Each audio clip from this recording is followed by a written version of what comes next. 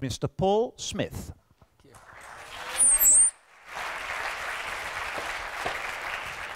Thank you. Thanks, Ronnie, and it's a pleasure to be here. Thank you for your kind invitation. I know there's some people from Belgium here, I think. I'm not good on Dutch, but I think I gathered you said something about international, so it's good to be here as an Australian. I don't know how many Australians have come and spoken here at this Congress, so hopefully I don't disappoint you as we go forward. I think we're going to open with a little video clip just shortly.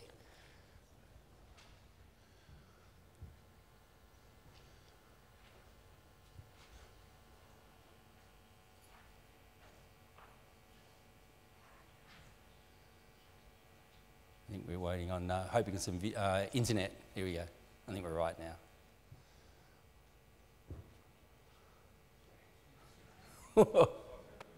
Checking in. Your name, please. Michael Jordan. Oh. Michael Jordan, 8 o'clock? Oh. That's me. Oh. Oh, man.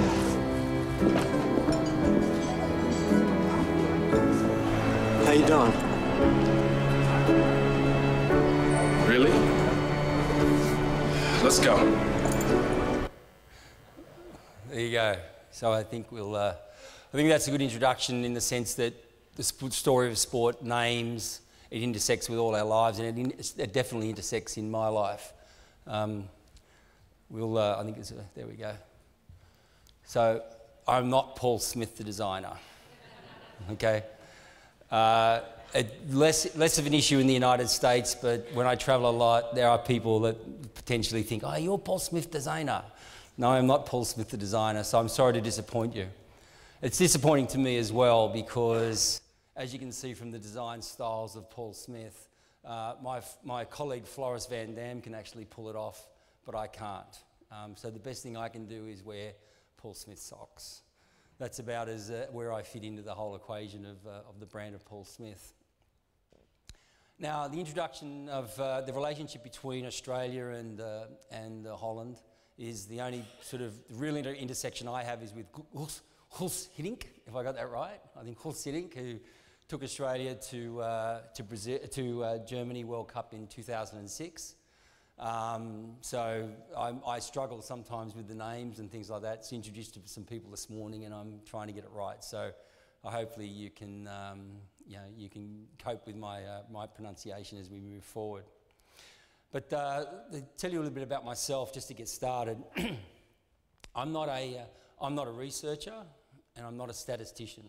I'm a broken down old sports marketer. That's what I do. In my current role, I am CEO of RSMG Insights. I'm surprised if any of you would have heard of that company. It is a holding group that has in its sort of structure Repucom, Sport and Markt, IFM, and various other businesses in the area of sports marketing research.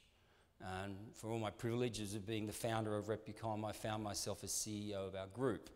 And I don't come into that role from the perspective of being a researcher and a statistician. I come into it from a sports marketing perspective. In 1988, that's 1988, so I apologise to anyone in this room that was born after that date, but in 1988, I became the marketing director at the Professional Golfers Association in Australia. So I sold sponsorships. I don't know how many people in this room here are involved in sales, but I know the experience, and I've lived the experience of the joys and the highs of selling, and the lows and the heartache of losing a deal or not getting a deal. And it's part and parcel of what we all do in our everyday lives, and so I respect that. In 1994, Sydney won the rights to host the Olympic Games in 1993, so that was for the 2000 Games.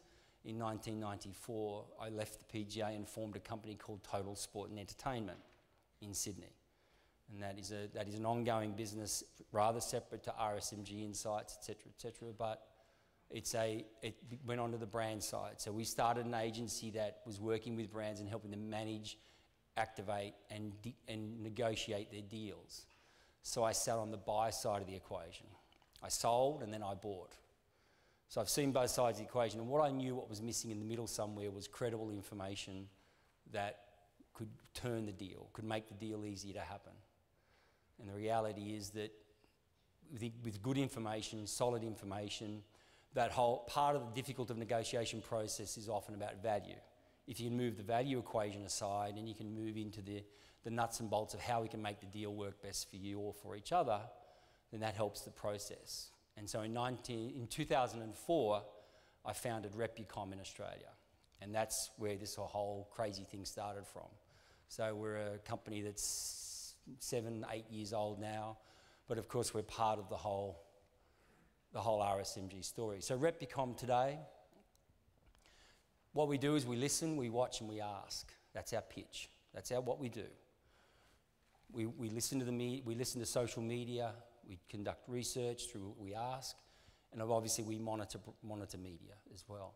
So it's a very simple premise. What I promise you today, though, is I'm not going to spend the next 25, 30 minutes telling you about our business because it's not relevant.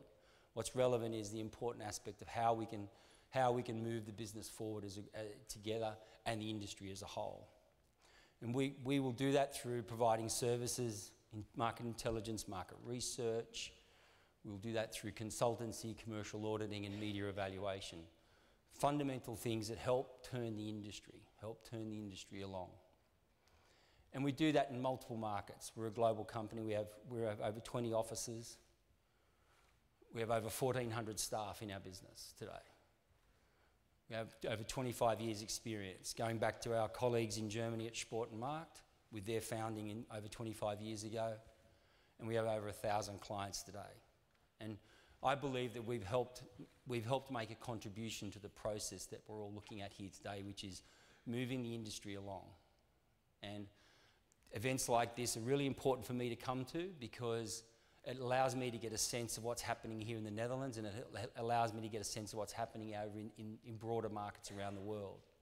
I can tell you that how bad does it get? In 2009, I went to a congress in Miami, the Sports Business Journal World Congress of Sport in Miami, 2009. It was, I think at that point there was only about 150 people attended the congress, and I reckon if I threw a rope in the room, they would have fought over who was going to hang themselves first. It was terrible. I mean, the market was a disaster.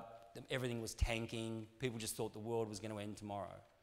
That same Congress this year was held in California. There were 600 people there. Everyone's pumping the air. We're great. We're back. The sport's back. We're back. We're number one. Rights are going up, et cetera, et cetera. So very interesting for me just to get a feel for what's happening in the marketplace and for all of you as well to get that perspective, because we all get so close every day to what we do, we lose sight of what is going on in the broader marketplace itself. Let's talk about the story of sport. You know, and is it sport versus story? What's what? What's what in this deal? And I'll relate this to you. This is something that came to light to me when I first moved to the United States. Just a little bit of background here, just to fill in the gaps for you. In 2007, I relocated myself and my family to the United States, and I established Repucom in the United States. We didn't have a client, we didn't have an office, I didn't have a telephone, I had a laptop. But that's what crazy kangaroos do. We jump all over the place. So I took a chance, I went for it, and we established the business in the United States. It's been successful, thankfully. Well, my wife's not very happy about it because we still live in the United States. She wants to move back to Sydney. But thankfully, we've been successful and we've been able to make a difference, I think, in the US market. But in talking to one of my clients at Major League Baseball one day, I said, so what do you think about the NFL? And I was overwhelmed because, look, coming to the United States from Sydney, everything seems big. Everything seems big. It seems huge. The number that struck me was when I first moved to the US in 2007, the NFL proudly announced that over $1 billion was being spent on launching the NFL season in 2007. Just launching the NFL season. And I thought, there's no way that could be correct. We're not talking about the money that the NFL was going to spend on advertising or the broadcasters were going to spend on advertising. What we're talking about here is the activation, leverage, expenses that brands were going to incur in launching their sponsorship in the NFL. Over $1 billion, and they're going to drop that in about 3 months. And that was a real wake-up call for me about, hey, this is a serious game here. There's a lot of money invested in sport and around sport. But coming back to this question about the NFL and MLB. So I said to I have a client at Major League Baseball, and I said to him, what do you think about the NFL? And he said, we don't even compare ourselves. They're not a sport. I said, what do you mean? He said, it's not sport. I said, well, really? He said, no, it's an unscripted drama that takes place on Sundays on television. That's what the NFL is. They don't compare themselves because it's not a fair fight. And that really stopped me in my tracks. I went, okay. So they don't see themselves as a sport because either A, they don't want to be compared to them, or B, they don't see themselves able to compete. But let's look at the numbers. So this is Major League Baseball. And these are all publicly available data. The amount of money that's spent on... Now, bearing in mind baseball, I don't know if you're familiar, how familiar you are with the game. I'm sure you're familiar with it. But Major League Baseball in the United States, they play 162 regular season games. 162 regular season games per team. Per team. 81 home games, 81 away games, and post-season can go up to 27 games on top. So nearly over 100 games of baseball in a season by a team. But you think about the amount of airtime that provides, the amount of content that provides. It's phenomenal. Now they're getting $525 million a year from Fox, and that's the All-Star Game, one division series, one championship series, and TV everywhere rights. TBS, $325 million a year, one championship series, one divisional series, 13 regular season games, ... ESPN, $700 million a year, 90 regular season games, studio shows, highlight shows, you can see it all up there. There's a lot of money involved. Take a look at the unscripted Sunday drama show called the NFL. NBC, $1 billion a year. For 9 years, 19 games. 19 games. Plus a wild card divisional playoff, a Super Bowl which they share, so it's rotated, but they get 3 Super Bowls. Nice. But $1 billion fundamentally for 19 games plus some jewels at the end of the rainbow. CBS, $1 billion a year for Sunday night afternoon's AFC game, one of the division games. A Super Bowl, 3 Super Bowls. It's phenomenal. It's highlighting the fact that what are we talking about here? Are we talking about sport or are we talking about a story? And when I speak to clients, when I sit down with my clients, and particularly on the rights holder side, I say, you are not selling sport, you're selling entertainment. You're selling a whole new product that we're not used to selling.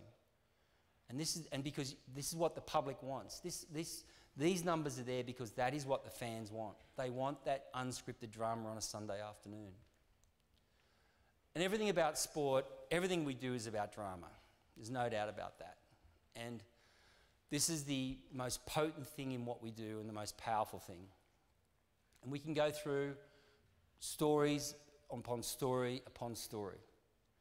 You know, and speaking to my colleagues in Germany this week, I said, you know what, I just sort of took a question with our PR department. I said, what do you think are the biggest stories in sport in the last 100 years or whatever? And they said, Jesse Owens. I said, you know, should I mention that? You know, it's the Olympics, Berlin, it's a sensitive subject. And he said, the Dutchies will love it. They'll love it. So we'll put Jesse Owens up as one of the stories. But this is sport, and this touches everything about culture, about racism, about politics. There's very different things that, you know, very difficult to find these sorts of things. Ali, a great athlete, boxing, personality. You don't find that. It just doesn't survive. It doesn't survive in the wider scheme of entertainment. The hand of God. You know, I'll show that to an Englishman and they get the shakes. You know, these are the sorts of things that just are so powerful. From an Australian perspective, Cathy Freeman winning the 2000 Olympic Games. That drama built and built and built and built, and the media built it and the media built it. And one of the most exceptional things about that young woman is that she was able to handle it. She took all the pressure, she put the entire country on her back, and she won the race. And it's one of those moments, it lives forever with people, it raises an emotion. I think I had to put this one in. This is allegedly, I'm not a soccer expert, but I'm told this is the greatest goal ever. So we thought we'd throw that one in there for the home team. Yeah. Michael Jordan. You know, the guy is still just a phenomenal money-making machine for Nike. And Nike is a brand that has taken all those elements of personality, of emotion, and they're delivering it in, and they continue to deliver on it. So very, very powerful use by a brand of a sports icon and the whole notion of sport. And the guy just did amazing things. He quit. He left. He went to play baseball. He came back. So an amazing story that just continues on. Now he owns the Charlotte Bobcats NBA franchise, and they're the worst franchise in the league. And it's a continuing story. It's not just about being the worst franchise in the league, it's the worst franchise in the league that Michael Jordan owns. So it continues to roll.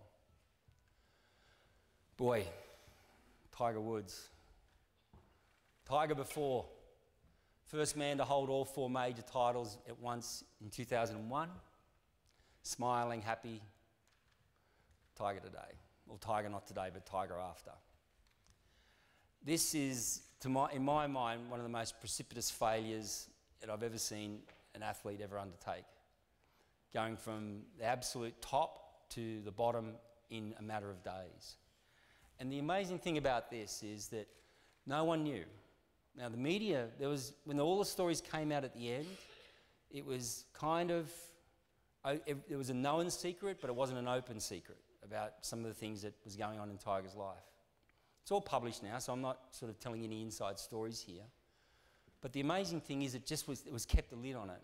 And when it all broke, it just all fell out on the ground like a complete mess. It just hit the ground and they couldn't control it, and it went completely out of everyone's control. And obviously this guy's the sort of person that likes to be in control of his circumstances. The interesting thing here is how do brands react to this? You know, brands dropped him, some stayed. EA Sports, you know, most famously stayed with him.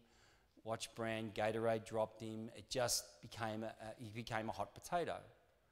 And how is he going to reinvent himself? The other one is Lance Armstrong.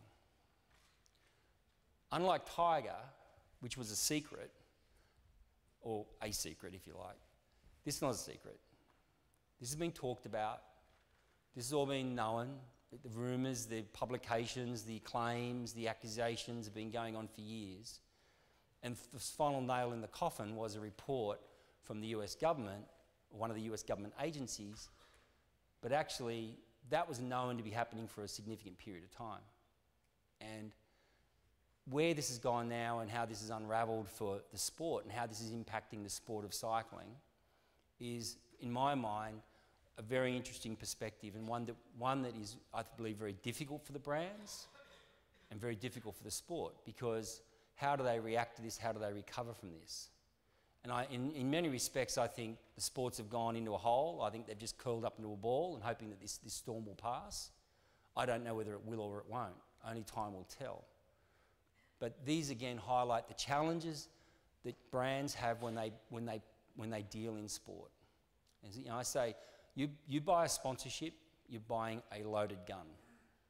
You can do a lot of damage with it, and you can do a lot of good with it. And sometimes the loaded gun goes off in your pocket. And these are very, very difficult issues for brands to deal with as they try to address who they choose, why they choose athletes, why they choose sports. But I get a little bit sort of, for my mind, I get, okay, really? Is this a surprise? Suddenly this is all, everyone's shocked and horrified? This is kind of a no, this has been going around for a long time. One of the things about sport is I say it's the gift that just keeps giving. It just continues to roll, it continues to build, and you can set your clock by it. You know, it could be a UEFA, it could be a World Cup. You know, I say to my guys when we're planning our business strategies, there's not many things that are predictable in life. I think death, taxes are predictable. There's one thing that's predictable in my life is that on or about April 1st, 2062, Major League Baseball will start playing on or about that date. That's a 99.99% certainty. So everything builds around that. People build their calendars around it. Media builds their calendars around it. That predictability elements, that's one of the great things about sport. It is highly predictable in about when it will come and the stories that build, and the media. I'm sure there's people, our colleagues here from journalists that are here. They're able to plan their storylines, they're able to put their pieces together. And they're able to, fill their column inches with stories around these types of things. And it's a very powerful thing for sport, because a television program, The Voice is the hottest television program in the world right now. Probably in 3 years' time, it won't be the hottest program in the world. It may not even be on air in some markets. There'll be another program, another entertainment program coming on, another personality that takes over the air. And that's the amazingly predictable part about sport, which makes it so powerful from a brand perspective, and of course, importantly, from a fan perspective as well. The other one that is such a great event is the Olympics. Every 4 years, you've got the Summer Olympics, and every 4 years, you have the Winter Olympics. I like the Summer Olympics in London because the man in the centre there is my nephew, won the gold medal in the K4 1000 kayak.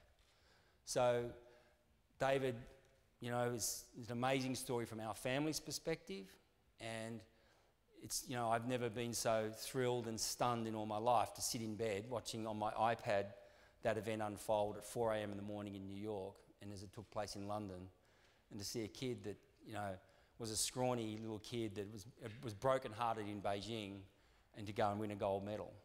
And that's something that only the Olympics can do in that regard. And that touched my heart, it touches many people's hearts. And there's multiple stories like this.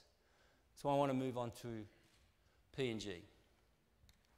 One of the most magnificent campaigns I've ever seen put together in my life. And I said earlier, 1988, I've been around a while, so I've been around the blocks, and I've seen all the stuff, and I've seen the bullshit I've seen the stuff that people want to put out into the marketplace about how they want to leverage this in the Olympic dream and whatever. But what P&G did, the hearts that they tugged on, the touch points they created with consumers was phenomenal. They did an amazing job. And I know they've won awards and accolades, and it's been, the way they've activated, they put it through. The amazing thing about P&G was they were able to apply the Olympic marks and the Olympic story to multiple brands. And I believe they did a fantastic job, and they've done the Olympics the greatest favour ever. Because they've demonstrated that you can take an event like the Olympics where there's no branding, apart from television commercials, etc., but there's nothing on site, nothing in venue, it's a clean venue. They've been able to crack the code in terms of how to take that to a whole new level. And the advantage that this is going to create for the Olympics, and the opportunity this has for consumers to really dig into this whole issue of, what does the Olympics mean to me? How can I reach the Olympics? How can it come back to me? In about 8 months before the Olympics, I had a meeting with NBC in New York, and I met with their head of research. And this guy is a very cynical New York media executive and researcher. So he's pretty dry, he's seen it all, one of those sorts of guys. And he said, I saw the show reel last week for P&G for their commercials for the Olympics. He said, and I cried. He said, I cried. And I went, oh, really? He said, no, I'm serious, man. He said, I tell you, he said, I had tears running down my face. He said, I've never seen anything so powerful in all my life. And this touch point with mom, or mum, as I'd say, but the fact is that they really reached into something, and they tugged on the consumer and pulled them into engagement. And we'll talk about activation and engagement in a moment, but they did something quite special. And they did it very, very well. They did it multiple ways, and you can see here their Facebook. So I've used this slide because I'm going to move on to the social side of things in a moment. But just the way they thought about it, they planned it. We were engaged by an agency, one of their agencies in the US, where they asked us to do some research to find out who were the second-tier athletes that were going to be emerging. And this is 2 years before the Olympics. This is 2010, to find out who the second-tier Olympics athletes were in multiple markets, because they wanted to get to those people to talk to them, and they wanted to find their mums, and they wanted to build this story. They just took a lot of planning and a lot of strategy, but they made a heavy commitment and a heavy spend, And I think the benefits they're going to reap are dramatic, and I believe that the benefits the Olympics are going to reap are dramatic as well. But they had a very, very effective social media campaign, use of Facebook. They really engaged and made it very, very comfortable for people. And it was successful. So this is this chart here shows you some IOC top partners, social media buzz from April 18 to July 15, 2012. Now, to think that Procter & Gamble, it was their first year of involvement in the Summer Olympics, to think that they were able to top out that list against sophisticated marketers like Coca-Cola, Visa, etc., etc., is quite phenomenal, and demonstrates the effectiveness of programs when they're put together properly and they're put together well and they're well strategized and they're executed. And Procter & Gamble had that ability to do US deals, UK deals all over the world, as well as their top partnership. And overwhelmingly, the response was positive. So through our research in Twitter, the sentiment that was created, you can see there that over time, some negative sentiment starts to grow, and as it always does around Olympics, always does. In the lead up to Olympics games, people get negative, and this won't work, and it's going to rain, and it's going to be terrible, it's going to be this, it's going to be that. But overwhelmingly, the positive sentiment was surrounding P&G, and negative sentiment was pointed towards other sponsors and the event itself. So, amazingly successful for them. The social story. I want to declare my hand here. Social media is a monster that we can't control anymore. It's hard to measure, it's hard to understand, it's hard to equate. You know, someone said recently at a conference I was at, they were asked about what's the ROI on social media? And the response from the speaker was, what's the ROI on your mobile phone? It's just part of you, you've got to have it today. It's what we do. But it's just proliferating. It's everywhere. It's impacting our lives, it impacts our children's lives, it impacts as a rights holder, it impacts your athletes, because people talk. People are not controlled anymore. They're creating forums, they're creating blogs, they're creating environments which you cannot control the message. And you know, I'm still surprised there's a number of rights holders in the US that have social media monitoring and are trying to, they look for any negative sentiment and they want to react immediately against that person. They want to react and try to shut down that sentiment, or they want to react to that allegation, or they want to correct that statement that someone has made in Twitter or on whatever forum. It's like holding back the tide. I don't think it's possible. I really don't think it's possible. I think there was a conference last week, the International Football Summit in Cologne that Sport and Markt hosted. And a question was asked, I think one of the guys from Polaris, what was the team? Was it Barcelona? Or Barcelona, and they get a million tweets a week? A million tweets a week. They don't know what to do with it. You know, there was another football club there that, from a sort of a lower level club in terms of league size, and they're getting 25, 50 tweets a week, and they're responding to them. But what happens when that becomes 100, becomes 200, becomes 300, and just overwhelms them? And we as a stakeholder in this industry, we can't control this anymore. And it's going to overwhelm everyone, and I believe that it's changing everything about what we're doing in sport and how we approach the whole story of sport and how we approach activation in sport. This chart here shows you the social media structures in China versus Western model. China's on the left, your left, and that is crazy to think that you're going to try and introduce any control into that type of model, or try to target where you want to place your investment in social media, or your messaging in social media. It's a little bit more structured, obviously, in a Western model, but even so, that's only growing larger and larger, as we saw from the previous slide. Today, 80% of viewers are using a second screen while watching TV. This whole notion of the second and third screen is changing everything. And where I would have thought, you know, nominally I would have thought that, that people would be would be cannibalising the first screen. So in speaking with ESPN recently, we had a meeting with them about digital, and they said, well, you know, we don't mind. We think it's great that there's a second screen viewing. We think that's great. And they're not, and I thought, well, that's great because they must be, you know, watching a game and they're watching stats about that game. He said, no, they go elsewhere. They're watching one thing and they're doing something else. Now, they might be just doing email. They might be, you know, reading Facebook. They might be watching another game or tracking the stats of another game. But they're multitasking. They're multitasking. And they believe that the use of the second screen prevents escape during commercial break, because they'll watch the first screen, commercial break will come, and instead of surfing and jumping around, they just move to second screen, or they go to third screen. Second screen, tablet, third screen being their mobile phone.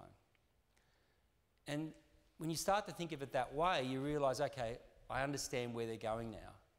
I see how they're understanding and appreciating the consumer's, you know, approach, attitude, and what they want to achieve in their broadcast or in their consumption environment. And when we, as marketers and as people in the industry, when we understand that, I think we adapt a little bit better.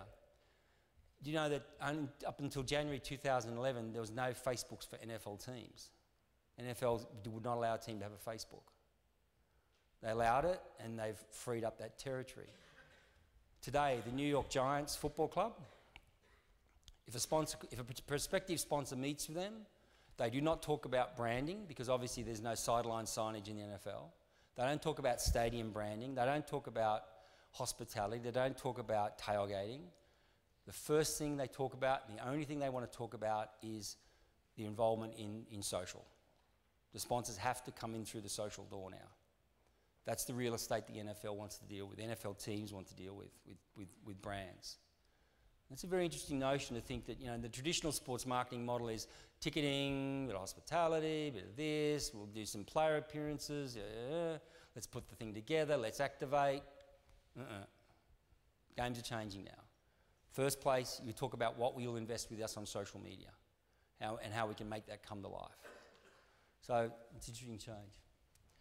But importantly, 72% of people are commenting on ongoing broadcasts, Twitter, Facebook, and other social channels.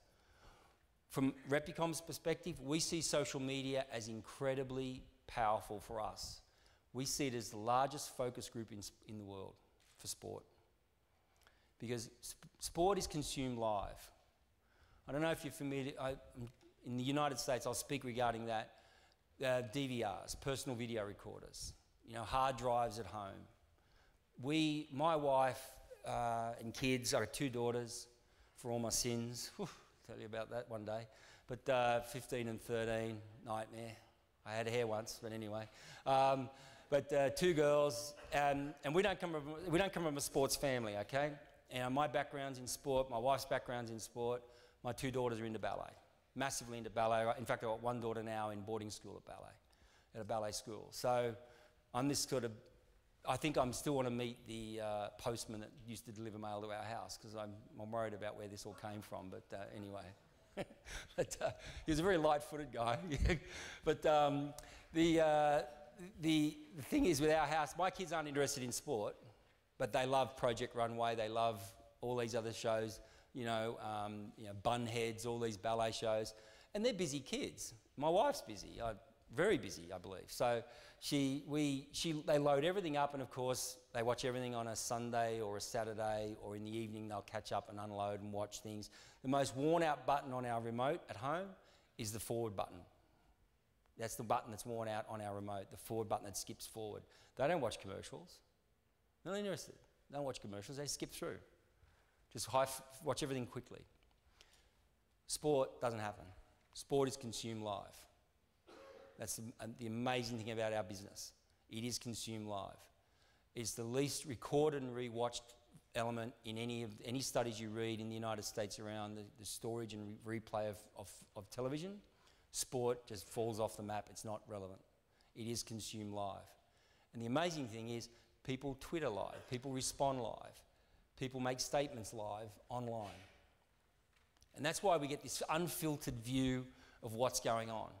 And that's why it's so powerful for sport now to be able to tap in and monitor what's going on in social media, because you can see everything. You can get a feel for it. You can feel what happened, what people are going to opinion, whether they're at the game and they're twittering. They're at the game doing it. They're not only watching it on TV. They're at the game. So this is the changing environment we're in, and because the story's changing, the story's evolving, and people are making their own stories now. And that's good. I'm not saying it's a negative. I think we should embrace it. I think we should encourage it. Open the pipes, open the windows, open the doors, let it all flow. Because it just builds buzz, and it builds excitement, it builds interest, and it builds a view. And people come into these things with an opinion. I want to talk about this activation has become engagement. You know, when I first started Total Sport and Entertainment, we were an activation agency. That was our thing. That's what we did. We activated, okay? And that was the buzzword. And not anymore. It's about engagement. And this is engagement is the whole bringing the fan together, bringing the fan together with the brand, bringing the fan together with the team, bringing the fan together with the broadcaster, making that big connection that you're looking for. Again, it all sounds easy, but it's becoming incredibly complex, because when you think about that screen we had earlier with the multitude of social media opportunities, where do you invest your money? Where do you put your money in engagement? Do you put it into an event? Do you target into specific groups? Do you put it into any particular form of media? It's becoming harder and harder to make those decisions. And of course, this isn't the United States, this is the Netherlands, and I see a lot of analogy between the Netherlands market and the Australian market. As marketers, you have limited budgets, you've got to get it right. You don't have a chance to make a mistake, you've got to get it right. So looking for this engagement point is really tapping into the story, and I believe that through research, through monitoring social media, having that finger on the pulse, you start to see where the market's moving to and try to get ahead of it. And I think that's the responsibility that we all have in that regard, is to try to move ahead of the market and plan to be where the market will be in a few years' time. And that needs the wisdom of Solomon. I kind of want to wrap up with about this issue of responsibility. We talk about the loaded gun, we talk about, the pressures that we're under in sport, in business, and it's a difficult market, and sponsors are leaving, but there might be new sponsors coming, and sports are looking for this, where to from here. I kind of divide it into 4 sort of segments. There's the stakeholders of these, the rights holders. What is the responsibility of the rights holder?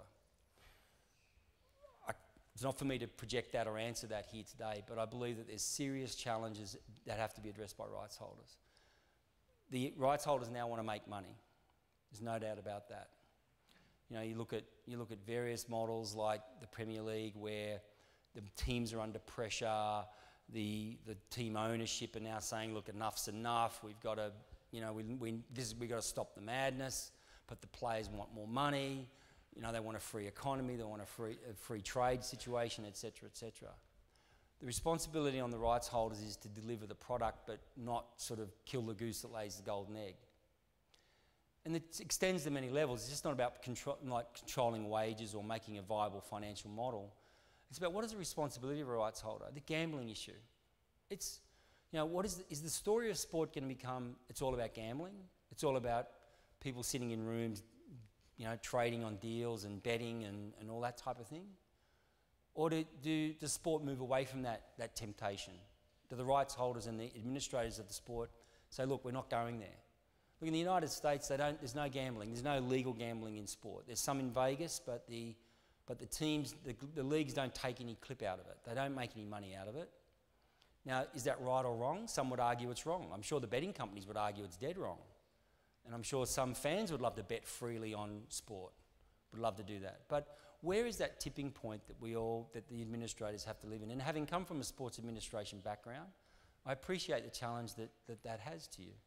And again, I want to stress it's difficult.